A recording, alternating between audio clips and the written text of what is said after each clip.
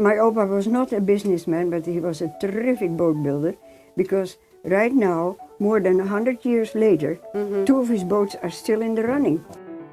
And since he wasn't a businessman, he sometimes lost money on it.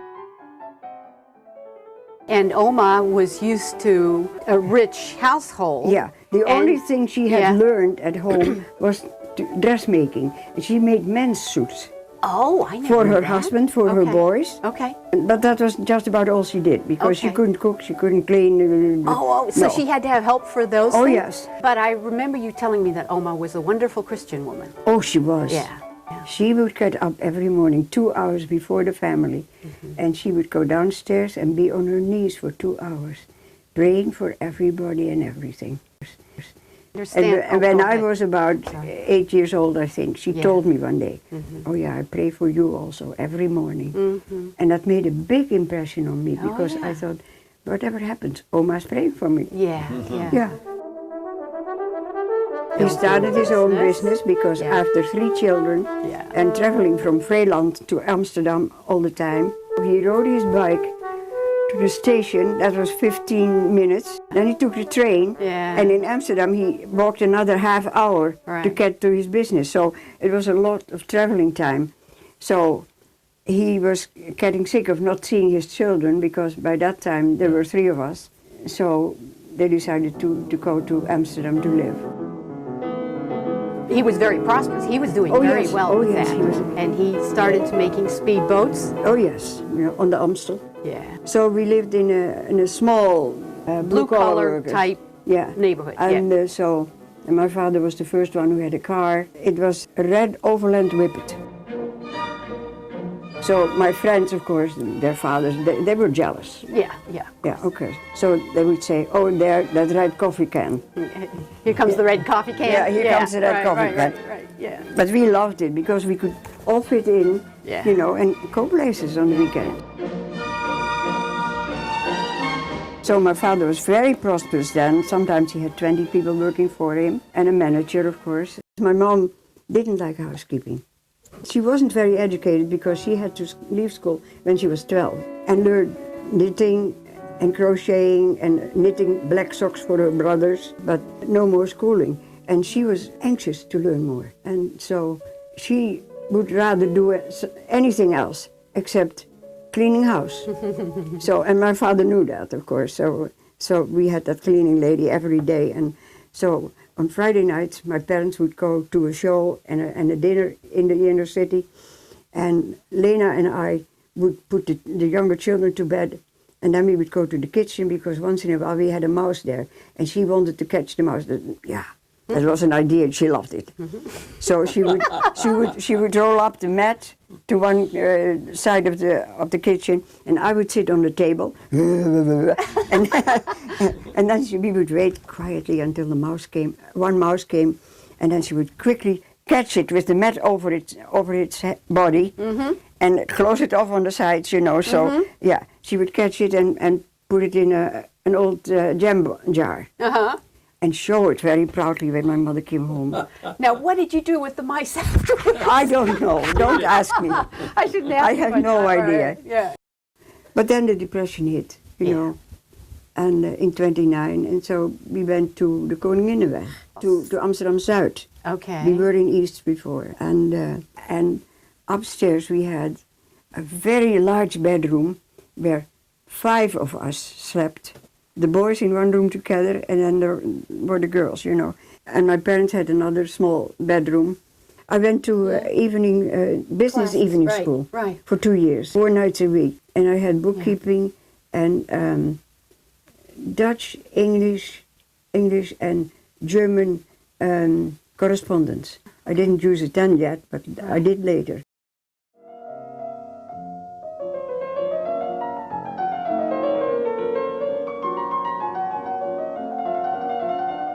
He was a member of the YMCA, and the YMCA in those days was very different, It was really young Christian men, and they met once a week, and once a year they would have a play. And of course Dad loved it. He was always in the play. And so one day my friends and I, we went to that show, And I looked at the program and I saw all these names and I knew all of them except Cor Zwart. And I said to my friend, who is he? She said, oh, he lives 5 houses around the corner from us, and he teaches Sunday school, and I will introduce you, because she worked also as a teacher at that Sunday school. So 2 weeks later, we were in church, Something and she about said that. to me, he's sitting behind you. And I said, who? And she said, because we hadn't been talking to him, and I said, who?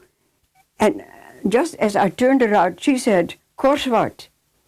And I was, Totally I was so embarrassed, because it looked as if I looked him right in his face. He was right behind me.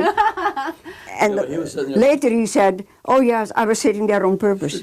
So when my birthday was coming up, he said to me one day, is it all right if I send you something for your birthday? And I said, yes, okay. But then I thought, oh boy, what's he going to do?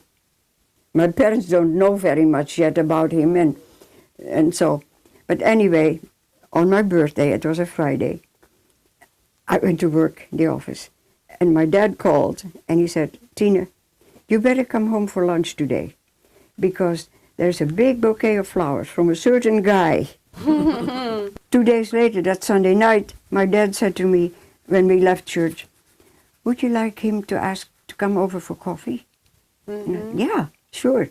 So he came over for coffee, and so we went for a walk, and that's when he gave me his first kiss. Oh.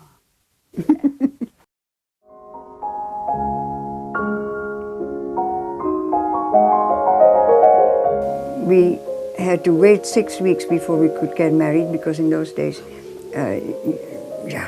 all your names had to be checked. Did you ever do anything wrong, or did you collaborate with whatever? And so on the 30th of October 1941, we were married.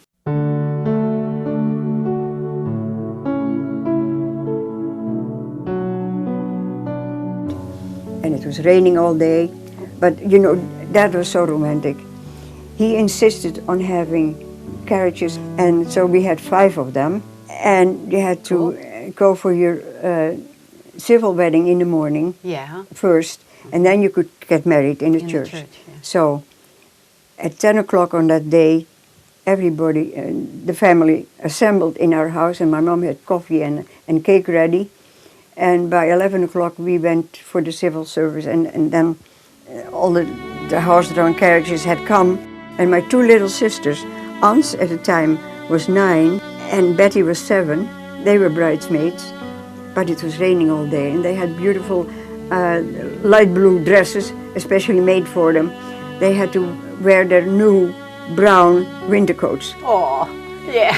After all, it was the 30th of October. Of October, yeah, right. Yeah. So, right. And so in all the pictures we have, you see the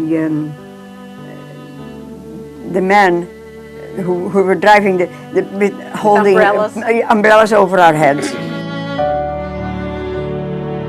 Cor and I went to a photographer back to Amsterdam East ahead of the others, so we'd have the official pictures taken in the studio, and then we met all again in the church at 4 o'clock. By that time it wasn't raining so much anymore, but it was cold. And I still remember I was in my dress and I went,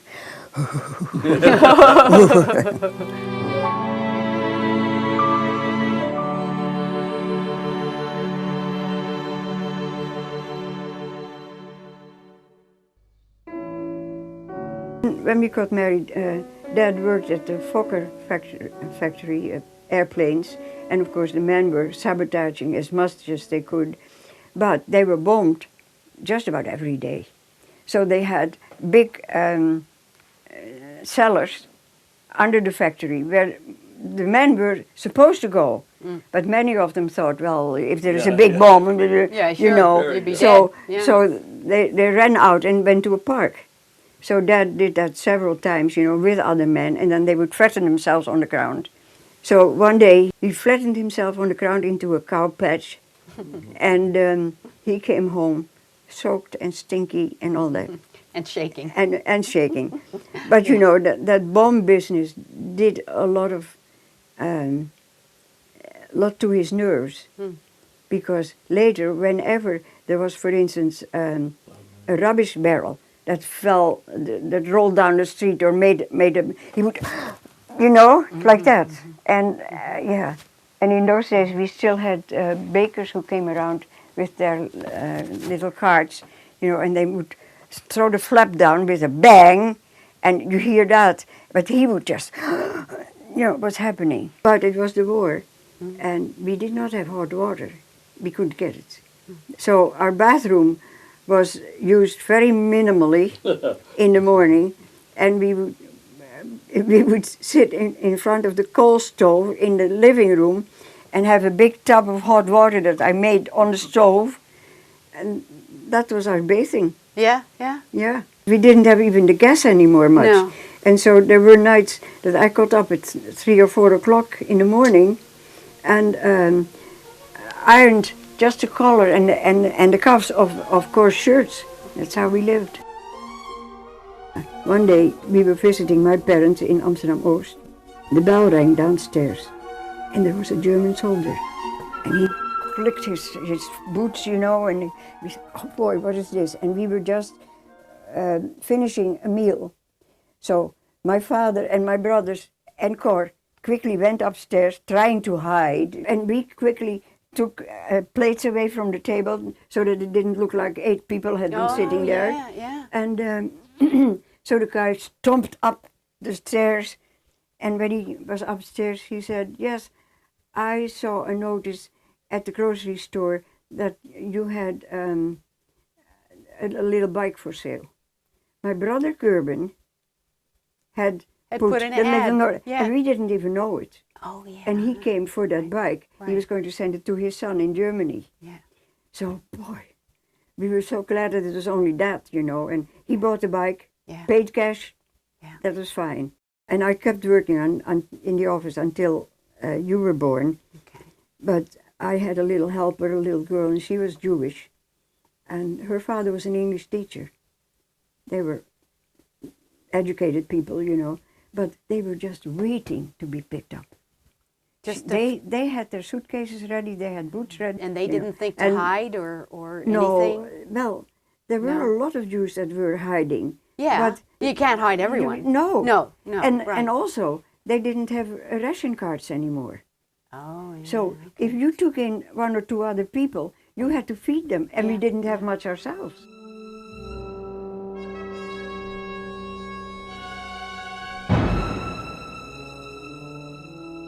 Yeah. They knew it was going to, and it did happen, and none of the family ever came back. Yeah. She had a younger sister, and she was about 17, I think. Her sister was 15. Her parents were picked up, and I heard from other people that the day after they had been picked up, the Germans came and took all their furniture and his books and all that, and so it was just an empty house. Yeah. Yeah. She gave me a few things to for safekeeping. Some spoons that are really very curly and all kinds of things. Very special. Yeah, little special, spoons. yeah. Yeah. Yeah. Yeah, Wow. but Yeah. yeah.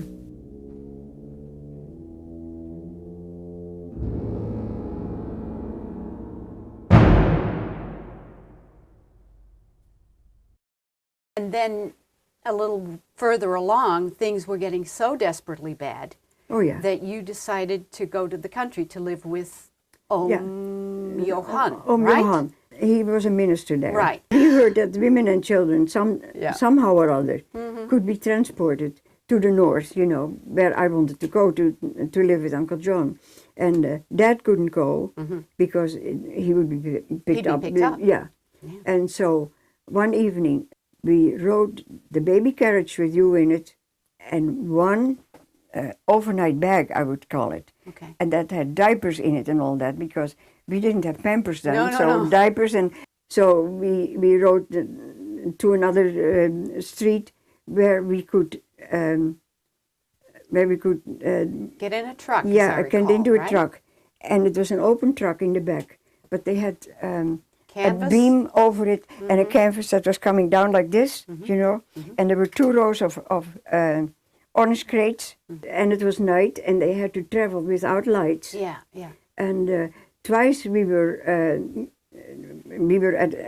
at some point where the Germans were checking, you know, and all that, and they looked into under the canvas and all that, and okay, go ahead, women and children, you know. Later we found out when we were in Leeuwarden that under the orange crates were two men Who had hidden there? who had hidden there.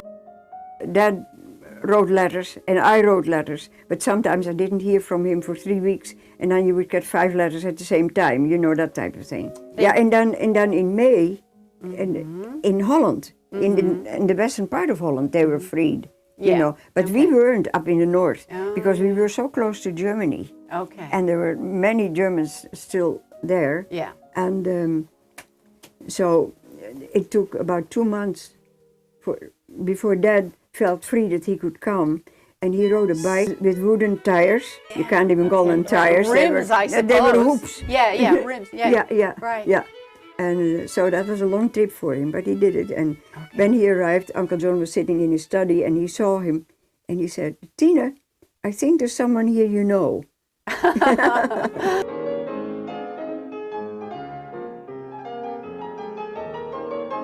in Leeuwarden, when they fled, finally. Yeah. It was an anxious day, really, because we didn't know what they were going to do to us. We saw them even going and throwing blocks of wood out to lighten the load. And my uncle said, "Oh, don't show yourself. Look through the curtains, Right. so they don't see you and all that." But finally that night they were gone, and there was dancing in the street and singing and all that, and everybody, Yeah. And my uncle and aunt, they were very sedate people, you know. He was a minister and all that, but they went dancing in the street. Yeah.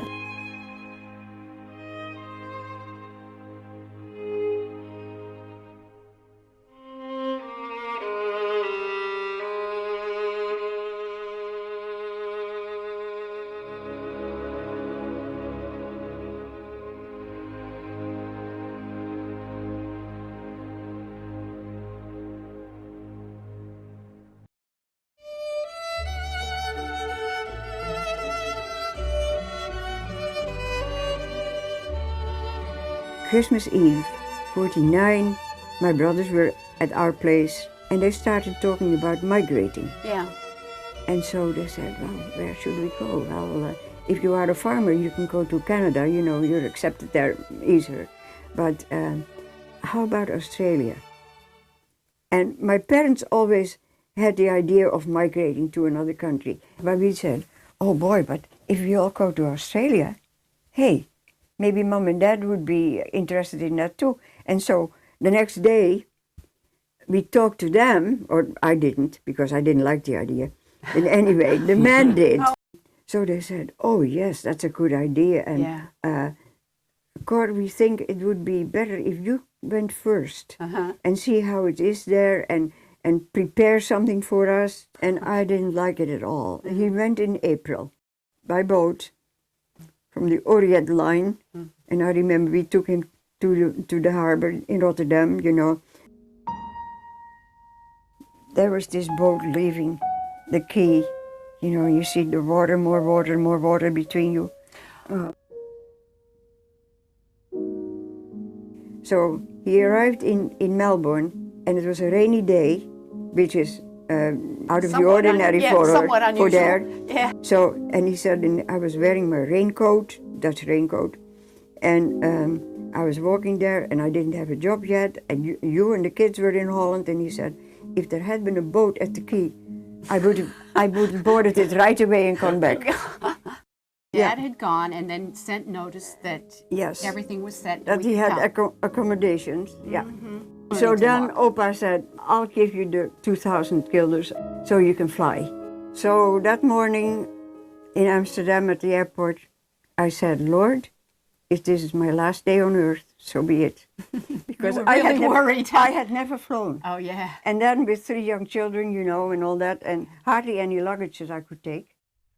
And at night I would wash out Gerben's diapers and hang them on the ceiling fan So they would flow around and dry again. I couldn't sleep that night, and I stayed on the balcony, and I looked down to all the people. Day and night there, busy, busy, busy. Yeah. And people going to the bathroom in the street.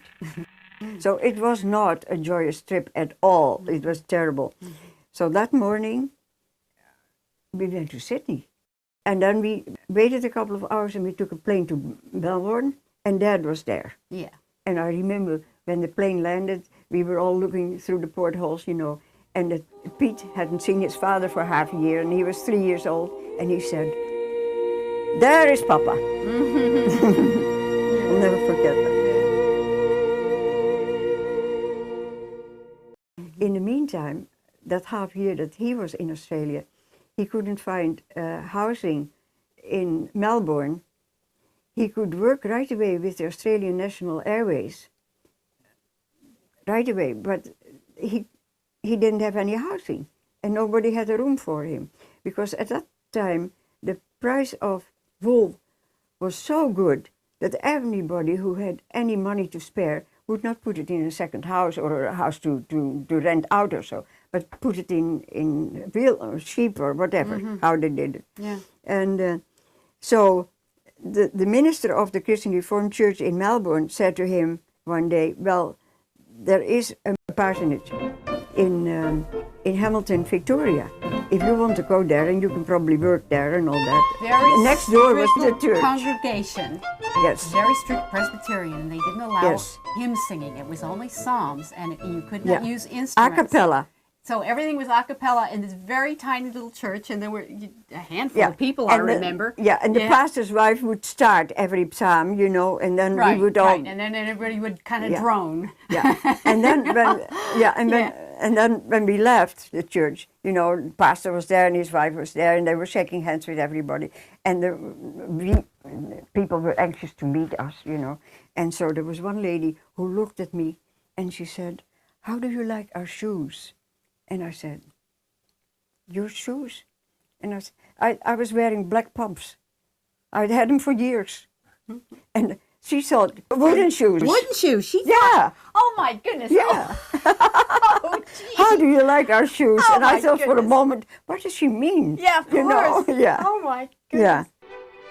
Yeah. In Australia, they had the CWA, and they would meet every Friday afternoon, because from the surrounding areas, all the women from the farmers' wives would come to the town to do their shopping and all that, and then in the afternoon be together for a couple of hours at the CWA. And so immediately I was asked to come, and the next month they asked me to tell about Holland. One of the stories that I think is funny is Yeah. the little town, Branksholme, and you Yes. going shopping for the first time. Oh yes. You know, and Mom's accent was a little bit British, still is. Dutch, and combination. So she goes to the store to buy eggs. And I said to the lady, a dozen eggs, please. I said, too short, of course. And so she said, "Oh, my husband handles that." So she called her husband from the back, and he went up a ladder. He actually went Oh, to- yeah. Oh, yeah. Oh, all And right. so I saw him come down 2 minutes later, and at first I saw a handle of an axe, you know. And I thought, oh, I knew right away, you know. Yeah, And I yeah, said, yeah. I was so embarrassed. And he came down, and I said, "I'm sorry, that's not what I need. The little white things that come from hens." And you know, in Australia they don't call them hens, they call or chickens. They call them chooks. But of course I wasn't familiar with that, so I said they come from hens, you know. Yeah. And she said, "You have to think for a minute." And I said, "Oh," she said. And I said, "Yes," and I asked for a dozen. "Oh, okay." So I got my dozen eggs. Yeah. But you know, it was so embarrassing. This guy came down with an axe. Yeah, yeah. So we moved into that house, and then you had really nice neighbors just up the hill. Oh yes. And of course, Old Sam. old Sam, right. And you had been warned Yes. to be very careful because every snake in Australia is poisonous, right? Yes. So really scary stuff. Yeah. So it's about dusk, and you went up to see Sam. Yes. And on your way back, you suddenly see a snake on the ground, Yes. halfway between the two houses. So you run down and say to Dad, "Wow, there's a snake up there." So he says, And Dad said- and Dad says, "Well, I know what to do," because we had been told, you get yourself a piece of long wire, like Yeah. fencing wire, Yeah. and you hit the thing and kill it. As long as you hit him Just as anywhere, long you as break his back. Break it in half. And the thing And about then- the Yeah. wire is that it has spring to it. So Yeah. you know, as you hit, it just kind of goes whack Yeah. and just really Yeah. kills. So the snake. Dad came with the wire and he said to me, Right. stand back, and I stood back by maybe 5 yards or so, and he hit it, and 2 pieces flew up. Oh yeah, he was dead. So next morning, Sam comes down with milk because he had his own cow, and we didn't have, there was no milk if you didn't have your own cow. So he always brought his milk down. He came down with the milk, and I said, oh, last night, there was this snake, but my husband killed him and all for. And he looked at me, and when I said when the 2 pieces flew up, he thought, something's wrong, something's funny. So he said, show me where, because then he could find the pieces of snake. So he went, there were 2 sticks. Dad came home in a little 2-seater car. Oh, right. Yes. And it was an old one, but of course he had been longing to buy a car because everybody there had a car, and you needed one actually.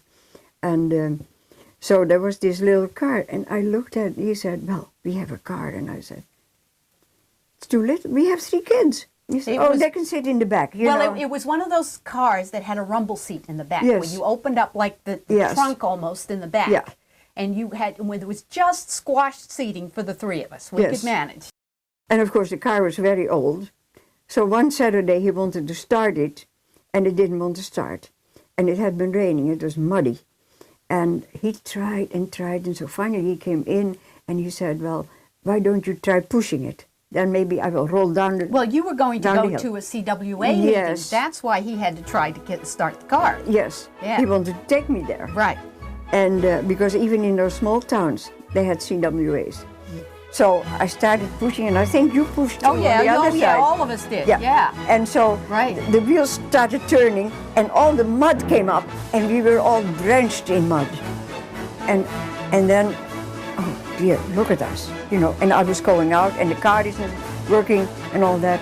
And then Dad said very nicely, why don't you put your hat on, and then I'll take you. I was covered in mud, and I had blobs of clay in my hair, and it was awful. And that was, and then you burst out crying. And then I burst out crying because I couldn't take that. I know. No. Get yourself cleaned up and I'll take you. Yeah, sure. But when we lived in that house, we were so far away from the main farm that Dad had to ride a horse Yes. to come home and to go back in the morning, Yes. And so they gave him a horse, and wonderful, but Dad wasn't used to riding a horse, And so he had to lead, it was a big horse. And originally it had been a racehorse, somebody said, I right? don't know. I Yeah. don't know about that, but Okay, anyway, it was a he tall had horse. to lead it to a little hill in the soil, and then stand on the hill and the horse here, and then he would get himself on. Otherwise, he couldn't even make it. The horse was so high. To jump on its back. Yeah, and a couple of times. You'd almost have to do a running start. And a couple of times, of course, his jump was too high, and he fell over on the other side. Right. We had sheep around the house where we lived, and the first lambs that are born come in April, May, and the soil is still wet, and most sheep have twins. Yeah, I and didn't it's know pretty- that before that Yeah, time. and it is pretty cold at that time. Oh yes, Right, off and yeah. on. And the mother yeah. often leaves one of them behind, and just walks away with one of her children, and so then the farmer and Dad would ride their horses along the paddocks every day when it was lambing time, and they would pick up the lambs that were left and couldn't find out who the mother was or anything, and they would bring them to his wife or to me, and we had a wood stove. That was the only thing we cooked on. So I would open the oven and put some sacks down and put the lamb on it so it was warm enough, but we had to feed it with a bottle, of course. And so there was one Sunday morning, we got up and I went with the bottle to the lamb, and the lamb was dead. Oh boy, we didn't know it. It was not healthy enough to live anymore. But anyway, we did our best. Lamb was dead. The next Sunday, another lamb was dead. And so I started thinking, what? Why on Sundays? Getting ready for church, getting up an hour later than during the week. It all of a sudden dawned on me that the lamb was still so weak, it could not wait that other hour for the first bottle. And so of course the kids said, oh, you know what my mother does on Sunday mornings? She kills lambs. Then Dad had been working for him for a while, but obviously not terribly happy. Well, it wasn't. It was not his bailiwick at all, you know. No. He'd been working on planes and all that, and electrical work. Yeah. And so then he worked with sheep. Right. And of course the guys that he worked with made fun of him, because they were born and bred on farms themselves, and they knew all the ins and outs, and don't you know this, and that has to be that way, and yeah. And so he felt like a rookie when they were shearing the sheep. You know, sheep shearers, they came along once a year, and they lived in the shearer's hut, and they were being fed by the farmer's wife. Those days she did nothing but cook all day long, because these men needed a lot of food. And anyway, after the sheep were shorn, they would put them into a dip, like a trough. It was like a medicinal bath. And first, Dad and the other men had to get them to go down, because they knew and they didn't want to go down. And so finally they got them down, and then they would swim to the other end and then come up again. So that was okay. But one day, Dad was doing that, and his watch fell off, and it fell in the muck. The water was disgusting. It was terrible. Yeah, right. It was terrible. Right. So what they did after all the sheep were through, they said, Billy, Cor, you have to get your watch. So Dad stripped. All of his clothes. And the other men were laughing their heads off, and he went into that dirty water, and he found his watch, you know, and then they put a hose on him to clean him up and all that, and yeah. The farmer's wife was driving up the driveway just as they were doing that. And he quickly had to run around the side of the building. Oh, I don't remember that. Yeah, I remember that. Or at least that he told us that. Yeah. But you know, all these stories, the dumb things we did. Yeah, right. That went like hot wires through the whole town. You were the town's amusement. Oh, yes, for we a were. long time. Yes, yeah, I'm sure you were. Then there was an opportunity for us to live on the showgrounds in Hamilton. Yeah. And I was supposed to clean up every evening after they left. That was a big job. Mm-hmm. But the most scary thing in my life, Tineke, I still say it's the most scary thing. We had bathroom buildings, you know, 8 here, 10 there. And I was always afraid when I cleaned them that some men would come up, not knowing that I was there cleaning, and just want to walk in. Right. So one day I was apparently a little bit late, and all of a sudden I was bent over to clean, you know, and there were these men's legs. And my heart stopped. It really, it was so terrible. And then it was Dad. He had come to look for me, because he came home and you said, oh, Mom is over there. And he came, but that moment. Yeah. Before you realize it's your own husband. Yeah. Oh, that was so scary. My earliest memories were of being in Hamilton, playing on the showgrounds. Now, we as kids enjoyed living there. At one point, we had a bunch of kids over, and we were playing hide and seek. Mm-hmm. And, you know, there was a big, like a pavilion where you can watch horse races and things. And we had gotten so familiar with the buildings, where we knew, you know, all the little hidey holes and all the places, and you could run over the roof, and you could, you know. So we all scatter, right? Someone is it, and he's counting. And we all scatter. And I was up in the grandstand, and then there was a lower roof in back of it. And Peter goes running across that, and he's going to get to some hidey hole. Yeah. Well, he gets to the end of the roof, and he catches the toe of his shoe in a nail, and he takes a dive. On cement? On cement. Now, I didn't see him land. I just saw him, because I was up in the grandstand, I could see where he was going, and I saw him do this. And I went, oh! So we, you know, us kids, we're flying around to see the side of the building, quick to see, how is he?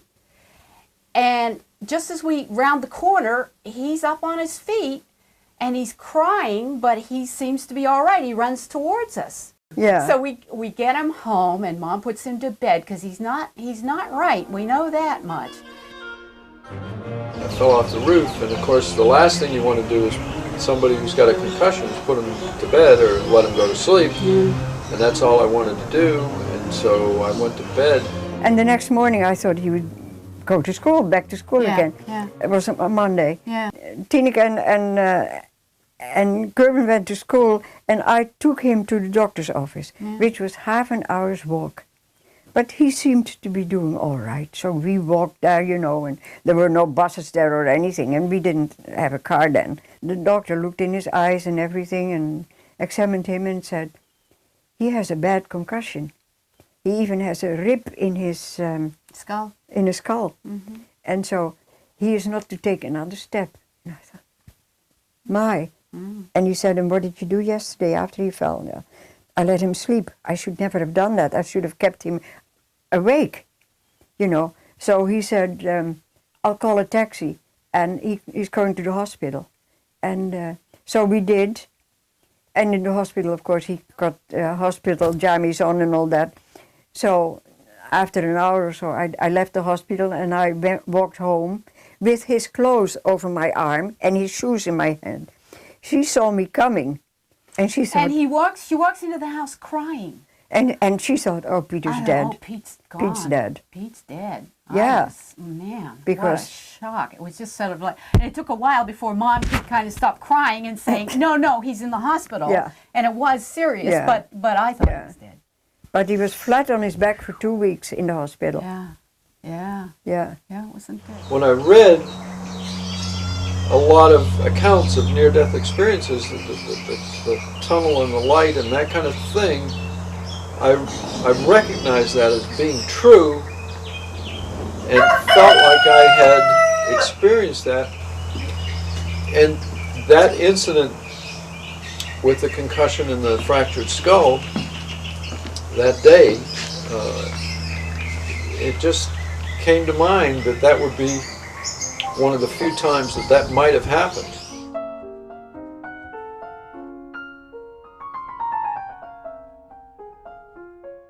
We had been there about 3 years, and we felt that our parents were not going to be in the right place there. 2 of my sisters and my brother had gotten married at the time, and they would need complete reschooling. So we talked about it, and we said, we cannot tell them to come.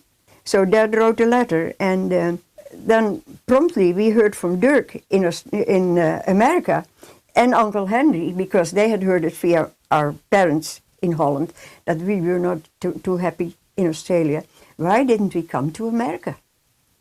We went to the Australian consulate by letter and asked them to start working on the papers, you know. Well, from then on, every half year, we would get a sheet of paper saying, are you still interested? Yes, we were still interested.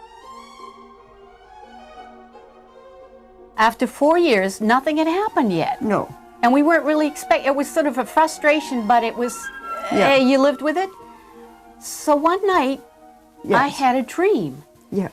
And it was an angel that was standing there. He was like what you would say a normal man, but I knew he was an angel, and he was dressed in white robes, and he pointed to a billboard that was beside the road, and it said on it November 30th.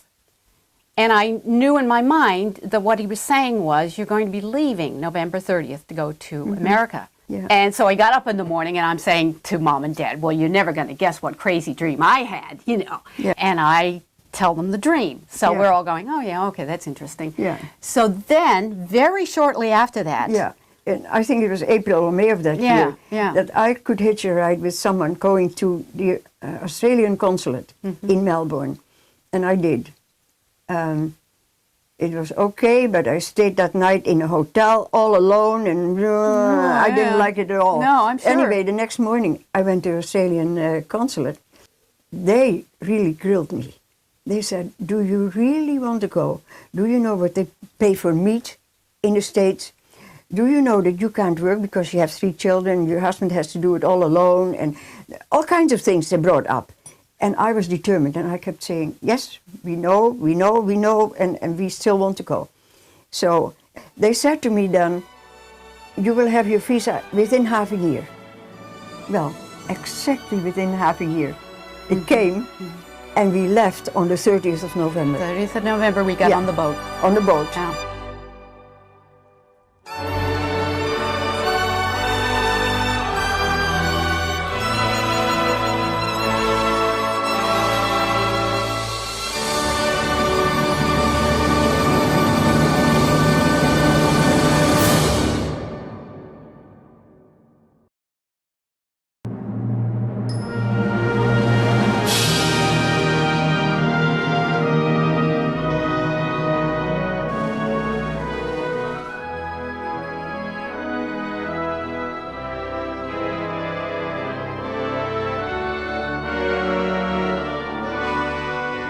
And so after 6 weeks, we took the SS Atlantic to New York.